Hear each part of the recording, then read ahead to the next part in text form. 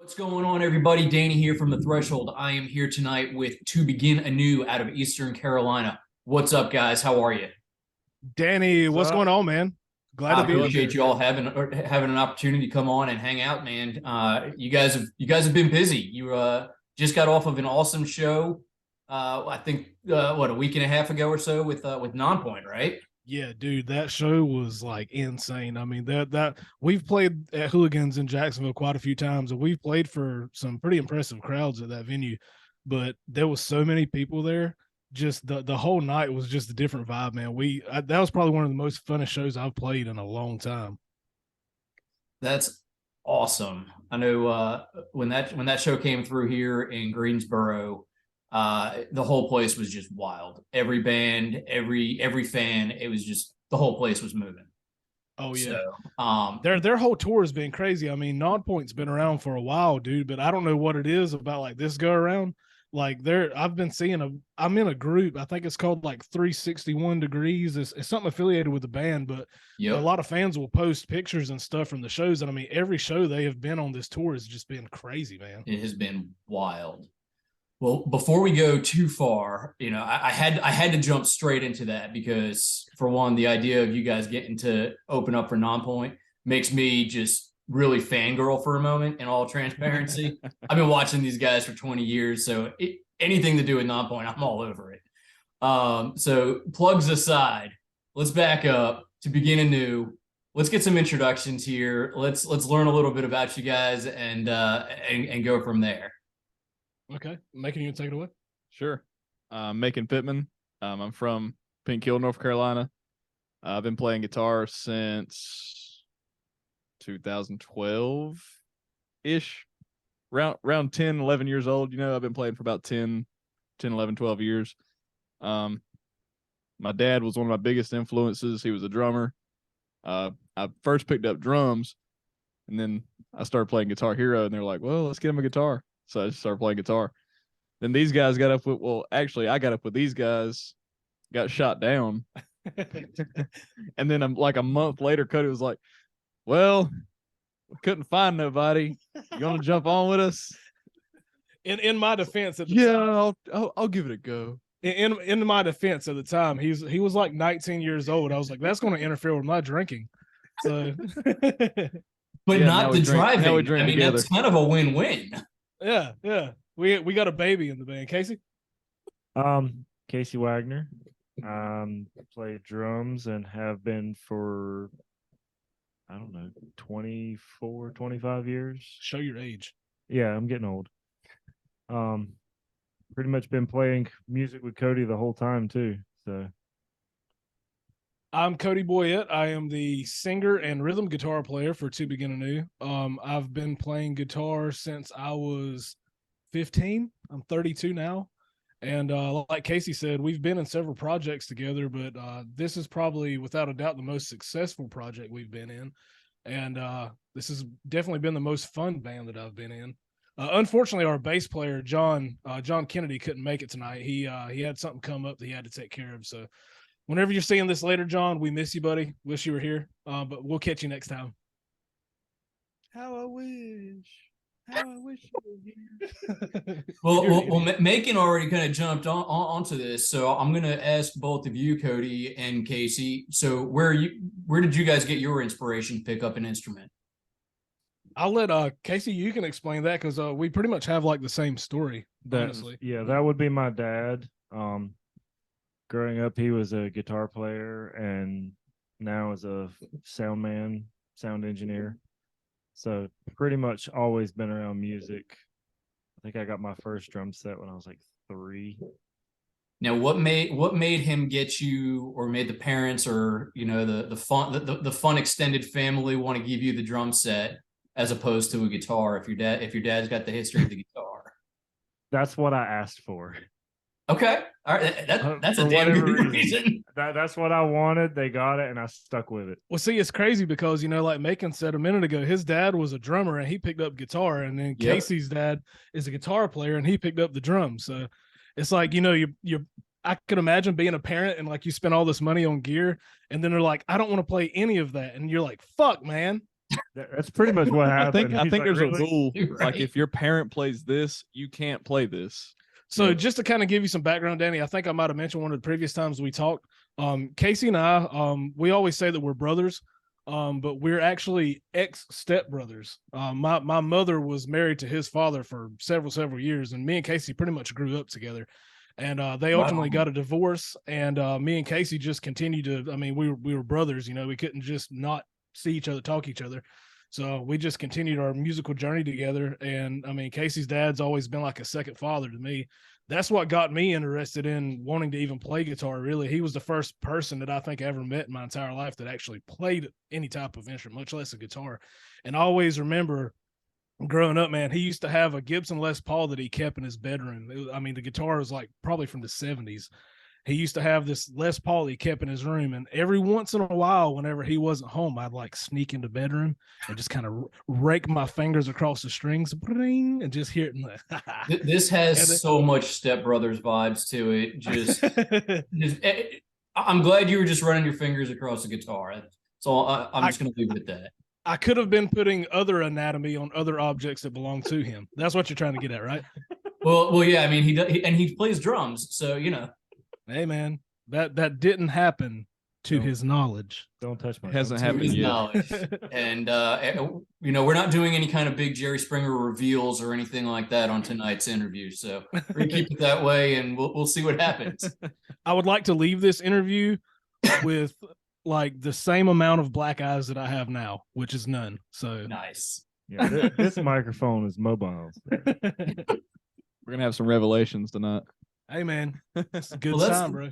That's some really cool backstory, and I'm a sucker for a parental influence simply because I think that should be all of our jobs if we're lucky enough to have kids in our lives, of being able to pass the love for music from generation to generation.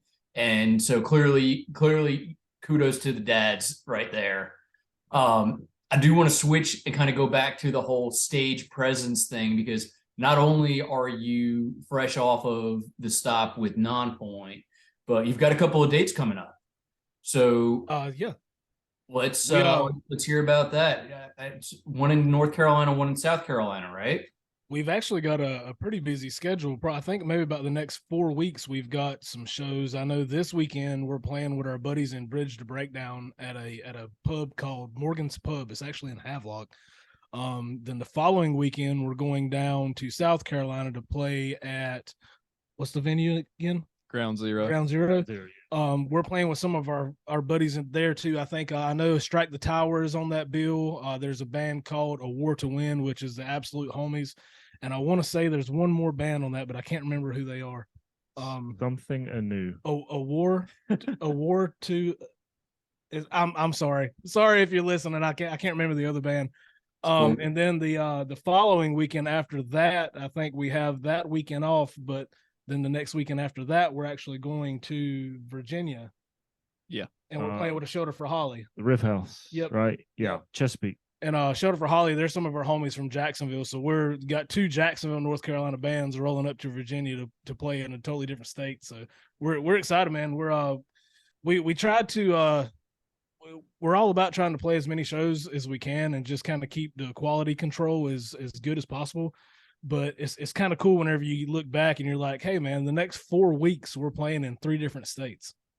That's got to be a cool feeling. Congratulations for that. Thanks, man. The only reason that we're not playing that 3rd weekend is because it's Wrestlemania, and we're gonna have like a Wrestlemania party over here at my house. So we gotta take this one off, man. I like it. Again, you got to have priorities. You got to know where the balance is, and it's good to be able to respect that, so that it's not only are you beating each other with microphones for reasons unsaid. You can replicate your WrestleMania moments. So there you go, man. You gotta get like source material to learn from, man. Yeah, we haven't broke a window in your house yet. Yeah, that's based off a true story. Casey slammed me, like body slammed me through a window one time by accident, but I don't think it was really by accident. Complete accident. So has this been channeled into a song so that you get to relive this every time you're on stage? Because I kind of feel like that would just be amazing, particularly if you're channeling any kind of emotion about that. I haven't yet, but now that core memory has been like re-unlocked, I I'm like it. inspired. I'm inspired all of a Yes. sudden. You know what I'm saying? This could be a fun music video to make too. I'm just saying. Nah, dude, my whole foot went through like double pane glass. I'm not for trying to do that again. Yeah, but just think WWE music video. Yeah. Well, I mean, we'll talk about it off camera. We'll talk about Hey man, I like where this is going. We Let's don't get some give me the let's get rep. some trampolines, man. Hey, don't, dude. We can have some fun, man. Well, let's talk about the music for a minute. How would you guys describe To Begin Anew for somebody that hasn't had the opportunity to see you guys, hear you all on Spotify, what have you? I always try to keep it kind of simple. I always try to say either that we're like a rock band or like a hard rock band. But if I was trying to be like genre specific, I think we fall comfortably somewhere between like hard rock and alternative metal. We've got some screaming stuff, but we try not to do it a lot. We're kind of more focused on like hooky riffs and kind of melodic vocals, things that'll kind of, earworms, if you will. I always like to try to write songs that it's always a cool experience whenever, like we released our last single, This Is War, and we played like the same week whenever that song released. And, we had teasers leading up to that that had little tidbits of the song here and there. But like the first time we played that song live, like those people in the crowd already singing along with us. I was like, dude, this is it. We were shooting the video, dude. And our video director was like sitting there filming us singing the song behind the camera. Like he was vibing with it too. I was like, awesome. That has got to be a wild feeling to from just snippets being out there. I mean, that's just awesome to hear. Yeah, man. So, I enjoy it, dude. I love it. You had the single "This Is War" that that's the most recent one, I think, and then there was a couple singles, EPs. What's the go forward look like for you guys? The plan that we have right now, which honestly, some of these shows has I'm not going to say interfered. I'll say interfered with lack of a better term right now, but with our show calendar, it's kind of made it difficult to do exactly what we had planned for the year so far. But what we wanted to do, we're actually sitting on several unreleased songs right now that are already recorded and ready to go. But we wanted to try to release at least one song every 3 to 4 months. I mean, we're still in that threshold of being able to do that. The ultimate goal was to try to do like one a season, one a quarter. And we're in a position to release another one. But like I said, all these shows that we've had is kind of taking priority over like, I know not every band does it, but I always like to try to maximize the amount of exposure we get per single, because I know you have like a limited like life that it's really relevant before people move on to the next thing, wanting to hear something new. So every single we've released thus far, for the exception of Red, which was just we just threw Favorite Shade of Red out off the EP, but we've always tried to do music videos with them. And anybody in the music scene knows trying to coordinate a band, much less getting people to shoot the video, getting like PAs and stuff to help with set design and things like that. I mean, you got to involve a lot of people and a lot of time and resources into making that actually happen. It's hurting cats, man. It's hurting cats. It's tough, but I mean, at the end, I mean, I can say that I'm proud of everything we've released thus far. I think it's all been good. It's all been what I've wanted it to be. I usually have like this image of what I want to do as far as like a video or something goes. And it seems like everyone we've done so far is just, it's been that image, but it's been so much better than what I had actually thought it was going to be. So that's always a good thing. And I'm just there to throw rocks at it. Be nice. Yeah, you really can't go wrong with that. I mean, throwing rocks, playing rock, whatever it is, just go hard with it. So I get it. See? It's all about the rocks. Brothers. God knows. I mean, it just goes hand in hand. So what bands do you guys typically listen to when you're not focusing on To Begin Anew? Is it all the same style of music? Do you guys, do we have a Pavarotti fan and a Swiftie? Where do you guys typically lean towards? Macon, you want to take it away? Macon doesn't listen to anything after like what, the 70s or 80s. I'm all over the place, man. Like this week I've been listening to a lot of Black Flag. Just I like it. Out of a kick, It's because you shaved your head. But mainly what I listen to is like Alice in Chains, '80s era Metallica, some of the '90s stuff. Seven Dust, they're a big one. Stone Sour, Seether, early era Avenged Sevenfold. You know, and a lot of classic rock and metal too. Yep, no, definitely understand. So it definitely runs the gamut, especially with the different decades there. So that's solid. Yeah. How about you guys? I listen to mostly either really, really heavy stuff or like hardcore and punk. Okay. Lot of hardcore punk stuff. Casey's like our diehard punk kid, like out of the band for sure. I'm not growing out of it. I mean, I grew up kind of cutting my teeth with like I've always been a little bit more into mainstream rock. I think because I've just kind of been more interested in like the hooks and the melodies and things like that. I mean, the probably the 2 to 3 main people were bands that really got me interested in wanting to even play guitar. In no particular order was like Metallica, Nirvana, and Green Day. I mean that was what I was like, I want to do that. But I mean, like I said, I'm really big on like older Shinedown. I like Alter Bridge a lot. Like Macon said, Seven Dust. I'm really into Seven Dust. Every one of their songs just has like such a beautiful hooks and melodies to it. But yeah, most of what I listen to, like 3 Days Grace, I'm more of the mainstream guy, which is kind of cool because even John that's not here, he's into the heavier stuff as well. I mean, his go-to band is Slipknot. So it's just really cool, like with this band in particular, and even previous members that we've had in the band.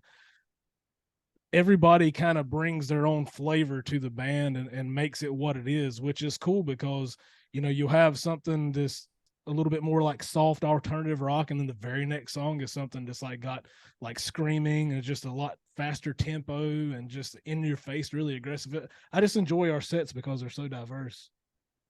Well, and just from this side of the camera, just hearing the different influences, it just makes sense. You go and you listen to This Is War, and it's like you could hear where the different influences are coming to create this sound. And personally, I've always just been a fan of when you have a diverse set like that, where you can really run the gamut and just show a range, not just of talent because you can, but to truly make it your own, to create this To Begin Anew sound.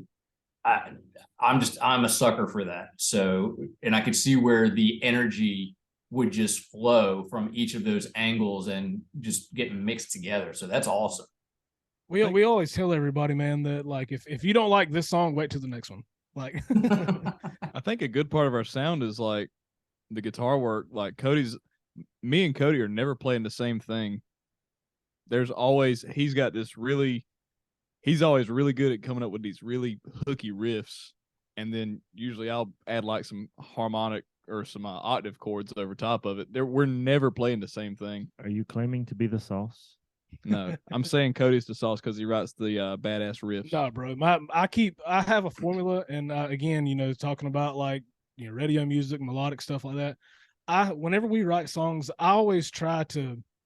There's times where there's flashy parts I would like to add, but I always try to keep it like as simple as possible on my end. Whenever it's just me in a room with a guitar and a piece of paper, whenever I'm like writing, I try to keep it simple. And then the magic always happens whenever I bring it to the other guys. It's like, okay, I've got these 4 chords, these 6 chords, whatever it is. We do this progression for this part, and then we transition, go to a different key in this part, or whatever the case may be. But just the minute that we all get together and everybody starts adding their intake to it, and it just becomes such a beautiful thing. It's always, I don't think we talk about it quite enough, but it's crazy how our dynamic is. Like I play guitar almost like you would expect like a bass player to be, or a bass player to play. And Casey almost plays drums like a guitarist. Casey really drives like some of the parts of the song. I mean, you could have a repetitive verse part where it's, a few chords, and Casey will change the progression almost like if you think like a lead guitarist, and he would just make it different where it's just not so repetitive. We got such a weird dynamic in this band. Yeah, because Casey has more of me in his ears than anybody because he followed like that's a lie. It is well back when I got more of his guitar. Well, back when we first started playing, you listened to my guitar because that was the side that you could hear off of. Yeah, but now I have we have in-ears, so I Yeah. can actually hear both guitars. Sorry to shoot your dreams down there, but Well, I thought it was still the same dynamic. Nobody told me. That's how the fight started this time. Yeah. And on this episode of this week's Black Eye. Yeah, right. Yeah, seen a trend. Damn it, Casey. So, Maybe John when he gets here. you know, we're talking about the writing process a little bit.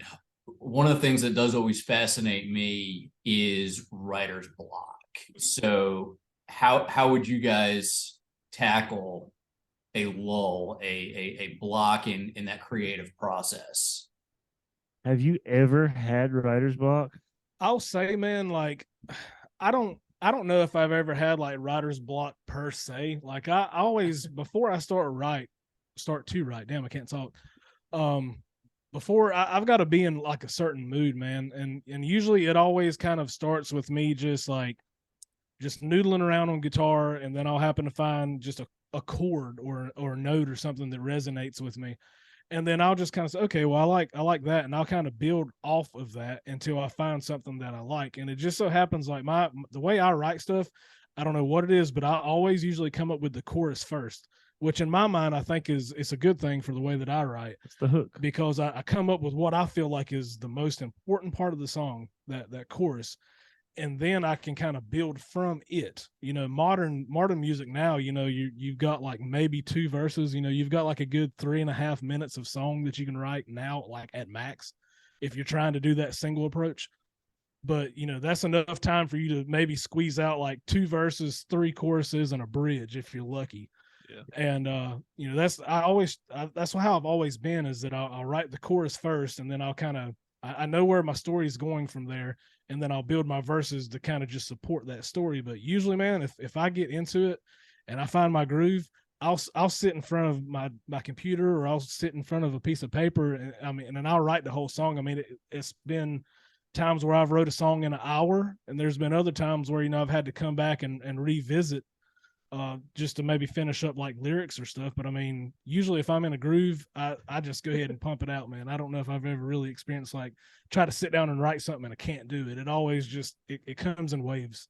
Basically, we get 5 songs done, and you're like, oh, by the way, I've already got 3 more. That's pretty much how it is. Like we're sitting on several unreleased right now that are actually recorded and ready to go. And some I've, that aren't. And I've already got like, I think right now on my computer, I've probably got like 5 more that like aren't even completed. And then there's like one song you've been writing for the last 8 years. I just like the hook. I almost don't want to like add words to it. Just like kind of let it breathe on its own. Once he gets going, there's no fight stopping perfection, man. I mean, it's just. I said once he gets going, there's no stopping him. That's how I've always been. That's a good way to be. Yeah, I guess. Yeah. Well, I'm trying to be mindful of time here, but I always like to wrap up interviews with a little sidestepping, really get to know the guys in the band. So I'm going to ask some really random ass questions here, and y'all can answer them. One of you can answer them, whatever works. You don't need to explain your answer. You don't need to justify it, but this is where we really get to know you guys. Let's go. This sounds fun. I'm ready. What's your least favorite house chore? Dishes. I fucking hate dishes.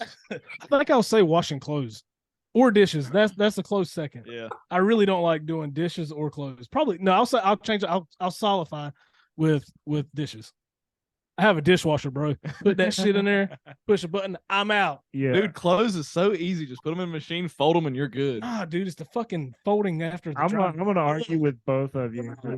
Go with cleaning the bathrooms. Nah, bro, that's easy shit. I always yeah. Well, as long as you don't miss the fucking toilet, asshole. It's not my bathroom I have to clean. Whose bathroom do you? This is why I ask these types of questions. Oh, that's yeah. I understand that now. Yeah, I get stuck cleaning the bathrooms. Oof, I feel for you, man. All right, so we'll switch gears on it. Do you have a favorite Disney movie? Oh, does that include Marvel? No, Disney. No, let's go with the Disney animation. We're gonna forego Marvel for the moment. Okay, Pixar included, right? You know, I am gonna proudly sport my group. there you go. Oh, dude, if you could see, I've actually have like an Iron Man shrine like right outside of frame here. There's like all kinds of Iron Man toy over here. Like you'd lose your mind, dude. I will happily answer this first. I'm gonna go with the Black Cauldron. Ooh, Underrated, dude. Bro, I love that. very movie. underrated. Well done. I went first last time. Oh, I'll say Nightmare Before Christmas. Pixar's included, right? No, I said Disney, bro. I would say Pixar is included. Ah, Oh, shit. damn. Hell yeah. Toy Story. No. Probably Monsters Incorporated. Uh, Well done. Well done. All right, I got one more for you guys, and then we'll really we'll bring it home. So, dream vacation spot. I've already been to one of them, and whenever me and my wife got married, we went to the mountains for a week, and that was the first time I'd ever actually been to the mountains. So I loved every waking second. This of would that. be the Appalachian Mountains, North Carolina, right? Yeah. Okay. I think it'd be really cool to go somewhere like Hawaii or something, just somewhere exotic. You know, we're about 45 minutes away from a beach here where we're at. So I mean, we can go to a beach, but it's not like Hawaii beach. You know what I'm Not the saying? beach. It's Yeah. a beach. I'm going to go like wearing Hawaiian shirts and shit. Like I want to commit like all the way. I'm in Hawaii, baby. Hell yeah. I don't know. I think I'd like to go to like Ireland. You're thinking way outside the box. I'm, I'm I, here for it. no. That's a good answer. That's a good answer. Especially with tomorrow being St. Patty's. So, cheers. Hey, Oh damn. Hey, that's our show this weekend. St. Patrick's Day There you go. weekend. There you That's go. right. Hell yeah. What about you, man? Italy. He spit that off quick. He's like, I'm so ready for spaghetti. Hell yeah. You damn right, buddy. I love pasta. I can't argue that. I really can't argue that. I mean, last name Mazzio over here. I assure you can't argue that. There you go. That's almost like marinara, you know? Yeah. That's right. So the one last question I have for you guys, and we'll call it. So for the new bands that are out there that are first picking up their instruments and saying, "Hey, I want to go and I want to try doing this," what advice would you give them? Casey, you want to go first? Don't. No, edit that out. No, stick with it. Honestly, like as something I plan on telling my kids is don't worry about having a fallback. If you want to do it, do it. Make it happen. Bacon? I would say don't let anyone try to influence you to do something else, because if it's something that you actually enjoy, nobody can take that away from you. I will say absolutely grind with every waking second you have. Sometimes I have to remind myself that if I'm having like a bad day or a busy week or something, just like this week, I'll be blunt about this week. I haven't really been as active on our socials as what I should, and it's been one of those weeks, where there's just I feel like my plateth overfilleth, and you gotta push that aside and say, look, you got to keep grinding, and also the reality that this band, any band, is like a very expensive hobby between like the gear, the recording, the traveling, it's so expensive. So just be prepared for that. You've got to, but that's a reminder that I also have to tell myself is that if it's something you believe in and if it's something that you want to do, you've got to treat it like an investment. You're not just like spending money for the fuck of it. You're trying to invest in yourself and something that you want to do. So yeah. I think that's all awesome advice. And this has been an awesome chat, guys. To begin anew, we got some shows coming up. Check them out on the socials. We'll make sure we blast them as well. But guys, thank you. Fantastic time. Looking forward to catching you all on the road, hopefully very soon. Oh yeah. Thank Absolutely, you. brother. Thank you for your time.